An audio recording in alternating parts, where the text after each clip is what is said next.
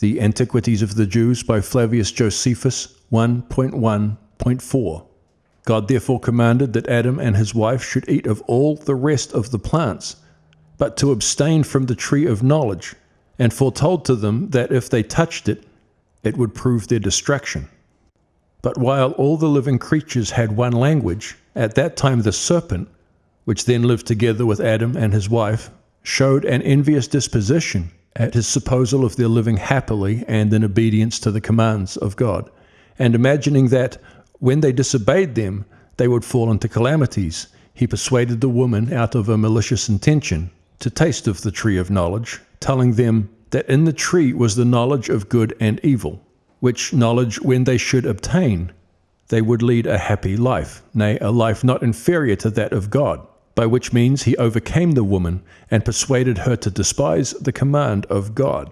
Now when she had tasted of that tree and was pleased with its fruit, she persuaded Adam to make use of it also. Upon this they perceived that they were become naked to one another, and being ashamed thus to appear abroad, they invented somewhat to cover them. For the tree sharpened their understanding, and they covered themselves with fig leaves. And tying these before them out of modesty, they thought they were happier than they were before, as they had discovered what they were in want of. But when God came into the garden, Adam, who was wont before to come and converse with him, being conscious of his wicked behavior, went out of the way. This behavior surprised God, and he asked what was the cause of this his procedure, and why he, that before delighted in that conversation, did now fly from it and avoid it. When he made no reply, as conscious to himself that he had transgressed the command of God, God said, I had before determined about you both how you might lead a happy life, without any affliction and care and vexation of soul, and that all things which might contribute to your enjoyment and pleasure should grow up by my providence, of their own accord, without your own labor and painstaking, which state of labor and painstaking would soon bring on old age, and death would not be at any remote distance. But now thou hast abused this my goodwill, and hast disobeyed my commands. For thy silence is not the sign of thy virtue, but of thy evil conscience. However, Adam excused the sin, and entreated God not to be angry at him, and laid the blame of what was done upon his wife, and said that he was deceived by her, and thence became an offender, while she again accused the serpent.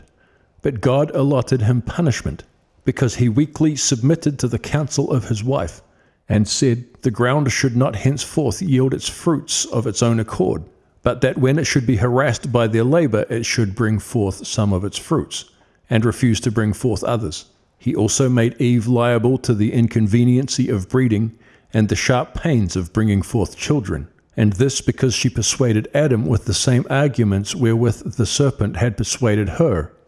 and had thereby brought him into a calamitous condition. He also deprived the serpent of speech out of indignation at his malicious disposition towards Adam. Besides this, he inserted poison under his tongue, and made him an enemy to man, and suggested to them that they should direct their strokes against his head, that being the place wherein lay his mischievous designs towards men, and it being easiest to take vengeance on him that way. And when he had deprived him of the use of his feet, and made him go rolling all along, and dragging himself upon the ground. And when God had appointed these penalties for them, he removed Adam and Eve out of the garden into another place.